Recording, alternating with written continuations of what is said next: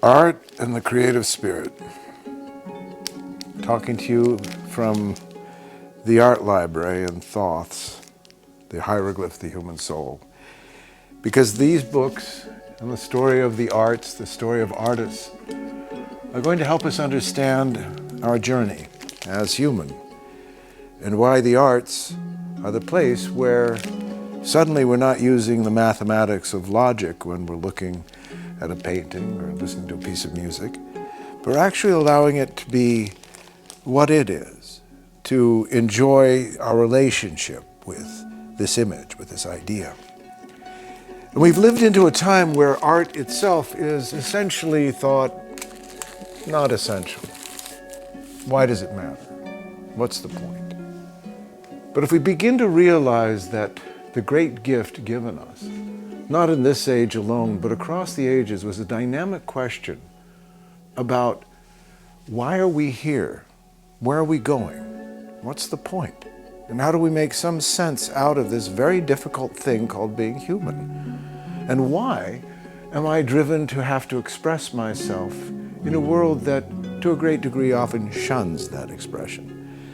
And I feel that one of the cries in the dark here, so to speak, was that many, many years ago, as I was collecting these books, each of the artists were taking me on a journey, like a time capsule. They were taking me into a place in the imagination, like the great part of a greater tree. And I started to see that, like a library. It wasn't one of them, it wasn't one of us. It was actually the relationship that we're not alone. We actually are part of a great sense of when I can't speak to something, when I can't know something directly, how do I connect? How do I engage?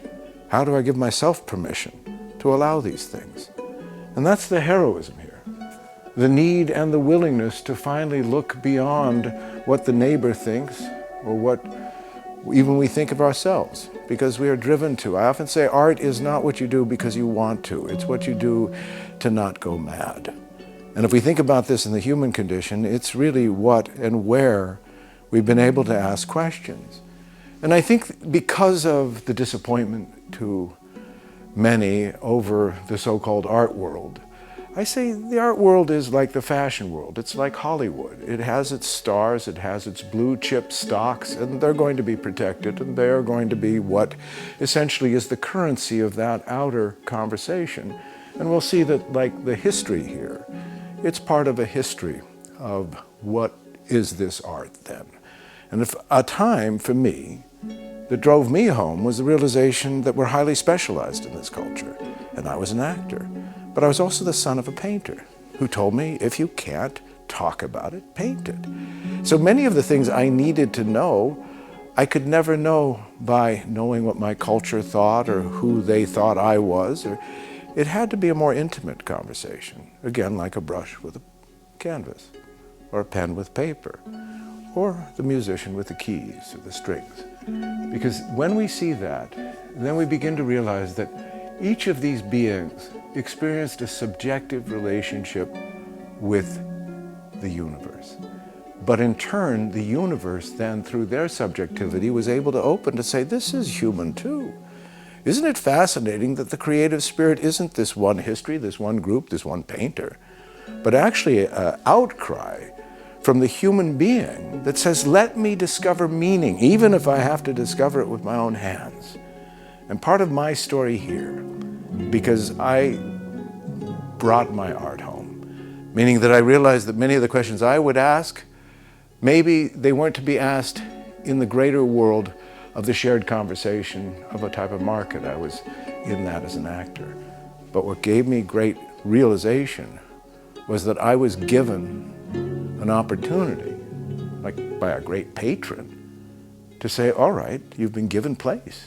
You've been given resource. What will you do with it? Not what should they do with it, but what will you do with it? And so unbeknownst to me, but with a sense of I must, I began working.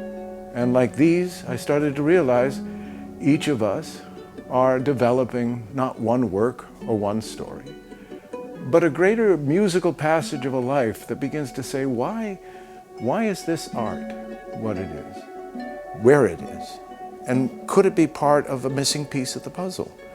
Meaning that for so long we have had to engage the world as a way of convincing others, and usually trying to convince those that aren't really very interested. So we try to overachieve and to a great degree end up feeling quite depleted.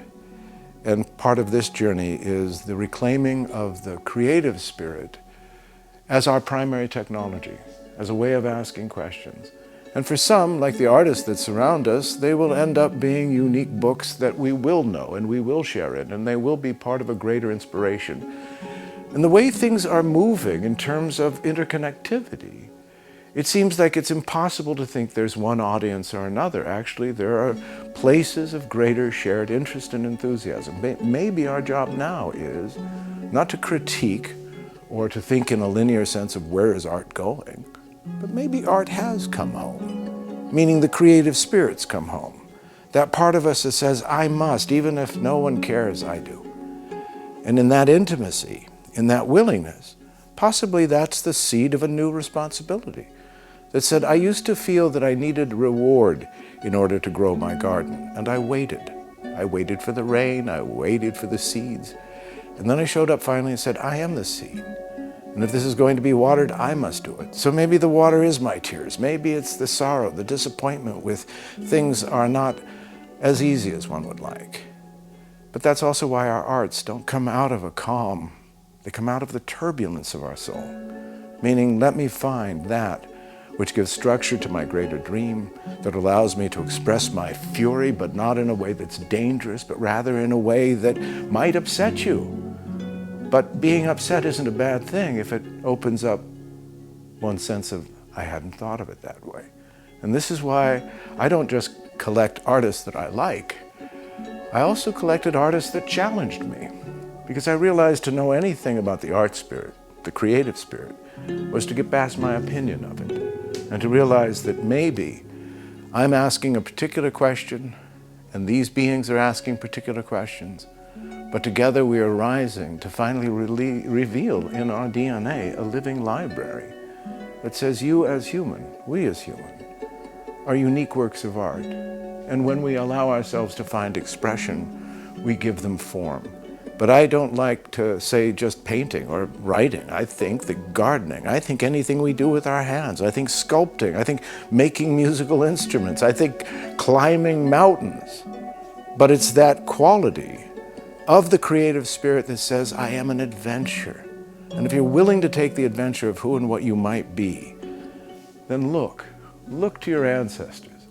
Look to those who in their own time tried to make something of what they were given. And maybe that's the gardener. I was given this plot. Let me see what I can grow. So that's what I feel about the creative spirit in art. Let's see what we can grow. It's not over yet.